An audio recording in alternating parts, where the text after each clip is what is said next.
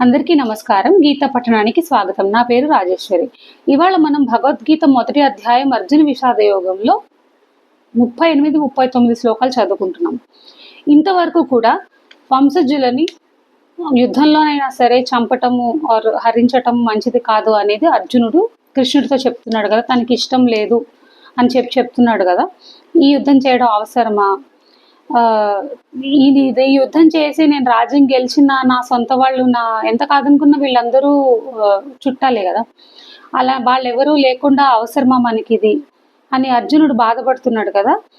మనకి ఒక క్వశ్చన్ రావచ్చు, ఇప్పుడు అర్జునుడు ఏదైతే ఇప్పుడు ఇవన్నీ చెప్తున్నాడో అవన్నీ కూడా కౌరవులకి కూడా వర్తిస్తాయి కదా. ఇక్కడ యుద్ధం జరుగుతున్నది పాండవులు కౌరవుల మధ్య. పాండవులు కౌరవులు ఇద్దరు యుద్ధంలో తలబడుతున్నప్పుడు ప్రాణ నష్టం జరుగుతుంది.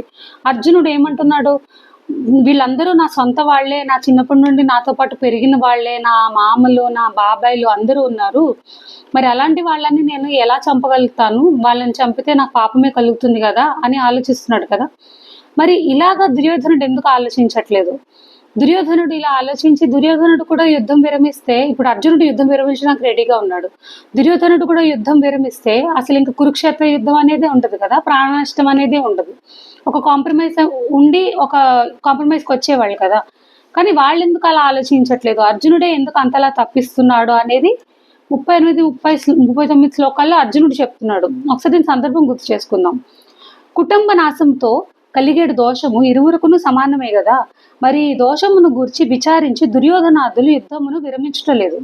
అయినచో అర్జునుడే ఇంతగా ఏల వగచుచున్నాడు, ఎందుకు బాధపడుతున్నాడు, ఎందుకు ఆలోచిస్తున్నాడు అని చిట ప్రశ్న కలగవచ్చును మనందరికీ. దానికై రాబో 2 శ్లోకములలో అర్జునుడు ప్రత్యుత్తరమును ఇచ్చుచున్నాడు. శ్లోకం చదువుకుందాం. యద్యప్యేతేన పశ్యంతి లోభోపహత చేతసః కులక్షయ కృతం దోషం మిత్రద్రోహే చ పాతకం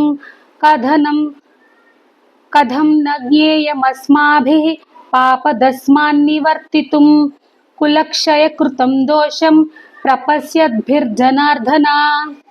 దీని అర్థం తెలుసుకుందాం మనం.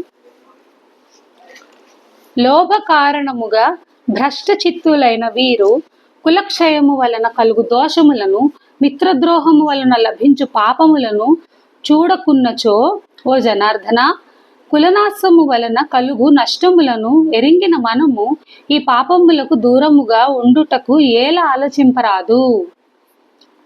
ఈ శ్లోకాల అంతరార్థం ఏంటనేది ఒకసారి మనం చదువుకుందాం.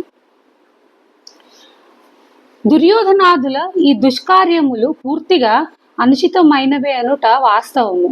వారి చేష్టలవి కావు. ఎందుకంటే లోభము, దురాశ వలన వారు వివేక భ్రష్టులైరి.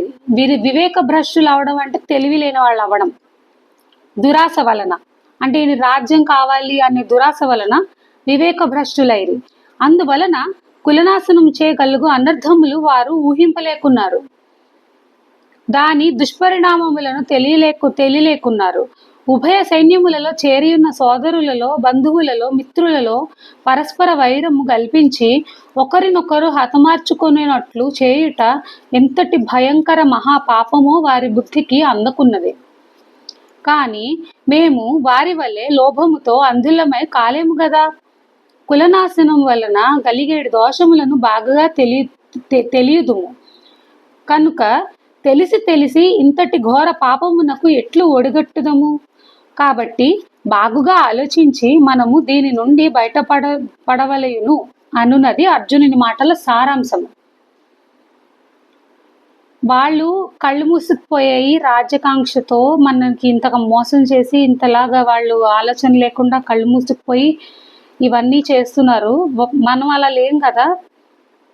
మనకి తెలుసు కదా ఇవన్నీ చేయటం వల్ల ఎలాంటి పాపం కలుగుతుందో. తెలిసి ఇలాంటి పాపం ఎలా చేస్తాము అని అర్జునుడు అడుగుతున్నాడు కృష్ణుడిని. నమస్కారం.